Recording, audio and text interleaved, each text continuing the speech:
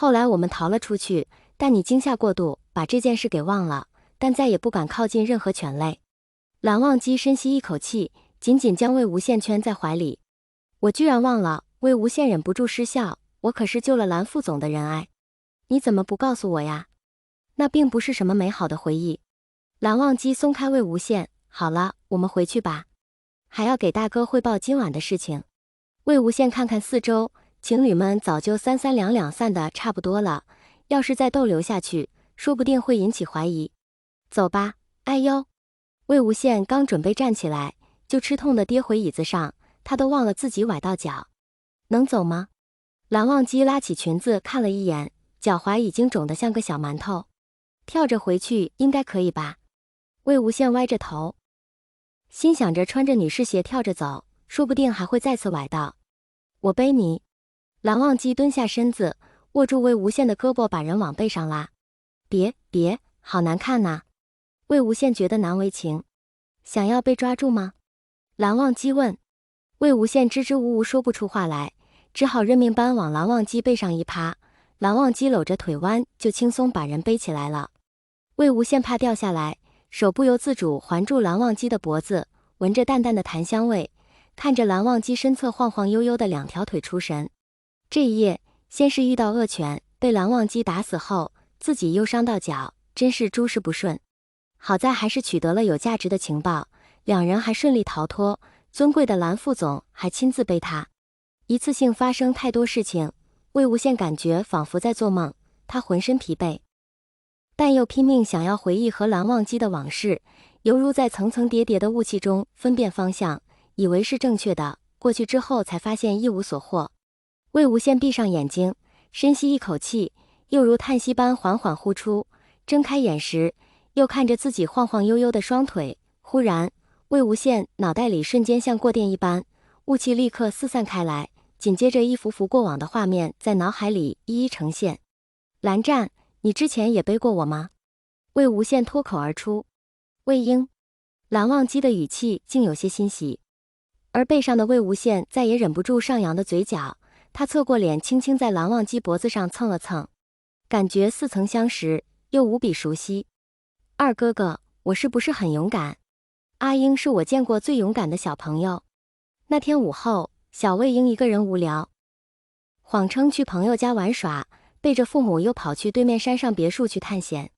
小魏婴没有走大路，而是轻车熟路找了一条捷径。在抵达别墅门口的时候，惊讶地发现门前停了一辆汽车，别墅大门也只是微微掩着。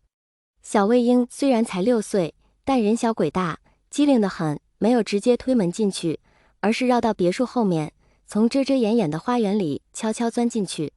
躲在后门时，他听见楼上隐隐约约传来说话声和怒吼声，便打消从后门进屋的想法，顺着别墅墙上的水管慢慢爬了上去。小魏婴对别墅的构造了如指掌，很快就分辨出声音是从书房传出来的。他攀着窗沿，小心翼翼朝书房那边移动。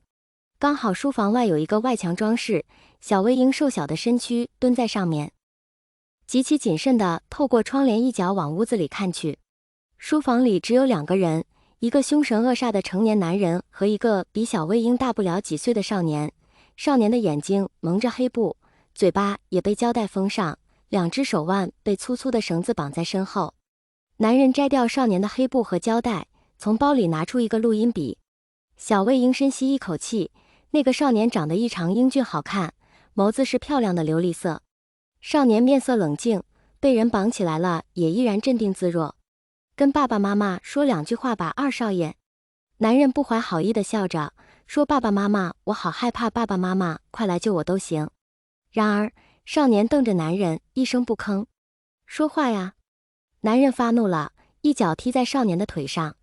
少年失去平衡，跪倒在地。你不说是吧？那惨叫几声也行的。男人冷笑着，从书房角落里拿来一支木棍。不要！小魏婴本能捂住嘴巴，吓得不行，不要打他。男人对准少年的脑袋扬起木棍，狠狠地说，快说话，不然棍子可不长眼睛的。少年仰着脸冷冷地看着男人，仍然没有出声。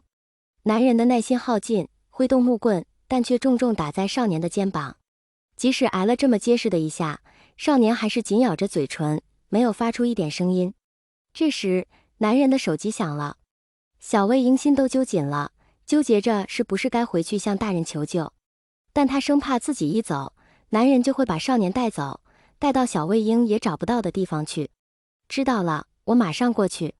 男人接完电话，将少年绑在一根椅子旁，重新蒙住眼睛，封住嘴巴，你就在这里自生自灭吧，反正云深知要马上就会完蛋的。